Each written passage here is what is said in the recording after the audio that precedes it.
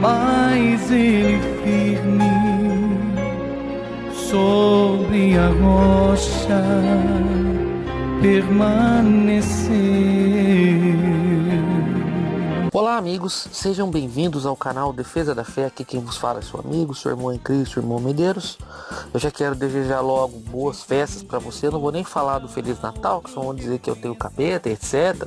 Então boas festas para vocês, que vocês se alimentem bem, aproveitem bem, tenham bastante comunhão com as suas famílias, tá bom? Em nome do Senhor Jesus Cristo. Antes de começar o vídeo, eu já gostaria de pedir para você se inscrever e ativar o sininho de notificação com todos. Assim, quando chegar um vídeo como esse hoje, que você vai conhecer os verdadeiros demônios do Natal, o YouTube vai recomendar para você. Eu gostaria de pedir para você deixar seu like, né, para o YouTube recomendar para outras pessoas e compartilhar. Que o que você vai aprender aqui é bênção para você. Bom, hoje nós vamos falar a respeito desse assunto. Quem acompanhou o meu vídeo anterior sabe que eu ia falar a respeito das informações escatológicas, das coisas que estão acontecendo hoje, são vitais, aponta para o futuro da humanidade, e é fundamental que você vá acompanhando essa sequência, que daí você vai entender as coisas. Bom, sem demora, segue pro vídeo. Mais ou menos 300 anos após a morte de Cristo, um dos imperadores chamado Constantino, ele, tentando ali reerguer o império de alguma forma, teve uma ideia genial. Ele viu que gradativamente, quanto mais eles perseguiam e acabavam com os seguidores da seita do Nazareno, muito mais apareciam. Então, ele, sendo um fervoroso adorador de um deus pagão chamado Mitra, também o deus Sol, o Sol Invictus, ele teve uma ideia genial, uma ideia brilhante. Ele resolveu unificar todas as religiões, olhando assim para o Império Romano, com todas aquelas religiões pagãs que existiam, cada um separados e divididos, e também cada vez mais aumentando os seguidores da seita do Nazareno, ele resolveu unificar todas em uma única religião, chamada religião universal, ou a religião católica. Bom, a primeira mentira já está aí, pois Inácio escreveu uma carta aos Esmirnenses, no capítulo 8, ele fala, olha o que diz a carta, onde estiver o bispo, esteja o povo, assim como onde Jesus Cristo está, aí está a Igreja Católica. Só tem um detalhe, Inácio escreveu isso em 106 depois de Cristo. 200 anos antes de Constantino, não é verdade? Mais ou menos 300 anos após a morte de Cristo, pois as palavras que eu tenho para passar aqui para vocês, elas são realmente muito valiosas. É necessário que estude. Quanto a isso eu nem quero comentar muito, porque farei um vídeo apenas sobre o Concílio de Nicéia. Me parece que o Thiago Lima entende zero do Concílio de Nicéia. Ou se sabe alguma coisa, maldosamente está omitindo e não quer mostrar a verdade para vocês. Segue o próximo vídeo. Se você observar o formato de culto nesses templos religiosos, pois Cristo nunca pôde entrar naquele templo de Jerusalém. Bom, no final do vídeo eu estarei falando a respeito da ceia, que ele falou nesse vídeo aí sobre a ceia, estaremos falando sobre a ceia. Aí está mais uma mentira dele. Ele só fala essas mentiras porque ninguém confere, as pessoas veem o vídeo e aceitam passivamente. Lucas 19:47, a Bíblia diz que Jesus ensinava no templo. E existia também a sinagoga. Mateus 4:23 diz que Jesus percorria sinagogas, ensinava, pregava e curava enfermos. E como se não bastasse essas passagens, em Lucas 24:53, o capítulo 24 fala das últimas instruções do Senhor Jesus aos seus apóstolos. Ele dá as últimas instruções, a Bíblia diz que ele sobe até o céu, ele ascende até o céu, e logo no versículo seguinte está aí, na tela do seu aparelho. Estavam sempre no templo, louvando e bendizendo a Deus. Ora, se ensinar, pregar, louvar e bendizer e curar não é culto, eu não sei mais o que é culto. Segue o próximo vídeo.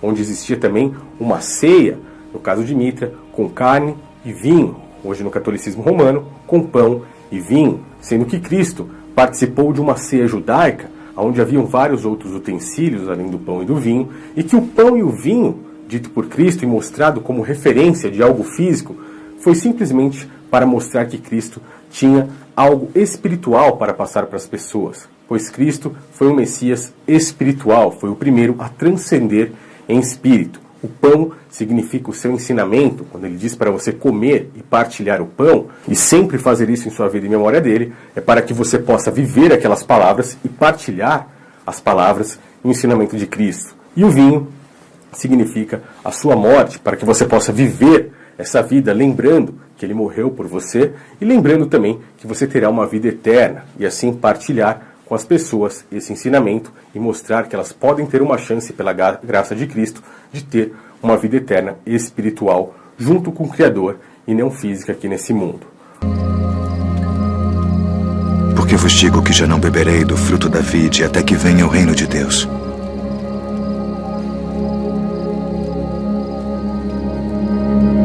Ou seja, eles distorceram totalmente as palavras de Cristo, distorceram a verdade que é passada aí pelo próprio Messias. Bom, pessoal, primeiramente, Páscoa não é ceia judaica, tá certo?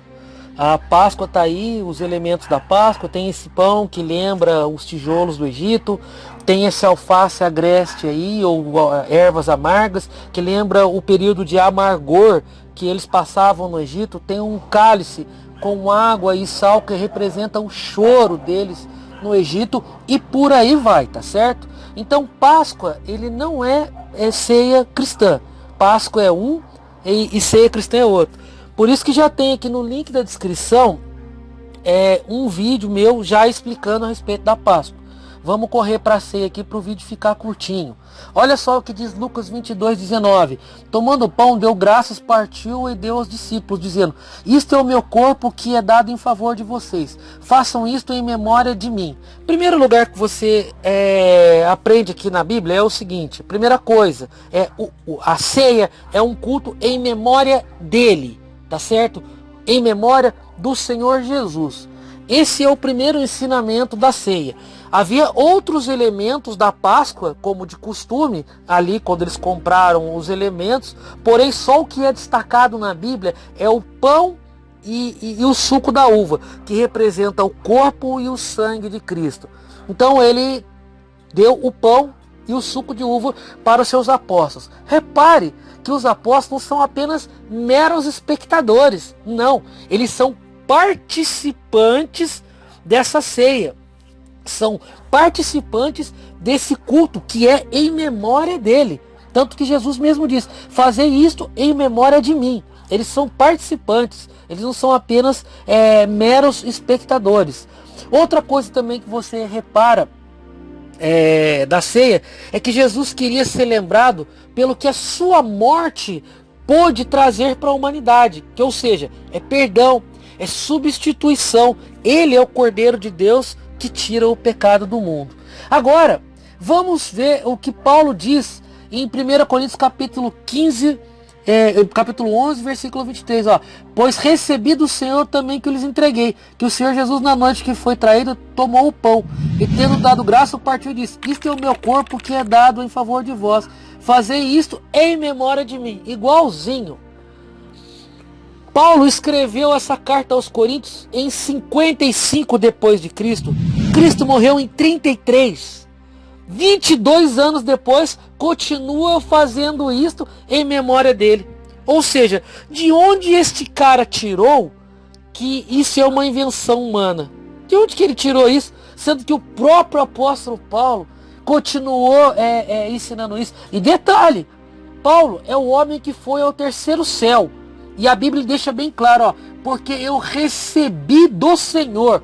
Paulo não recebeu de qualquer um, não. Não é uma mera carnalidade, não tem nada a ver com Constantino. Ele recebeu essa instrução do Senhor. E as palavras que ele usou foram iguaizinhas a de Cristo no dia que ceou com os seus apóstolos. Mais uma vez, a heresia foi desmascarada. Deus abençoe e até o próximo vídeo. E aqui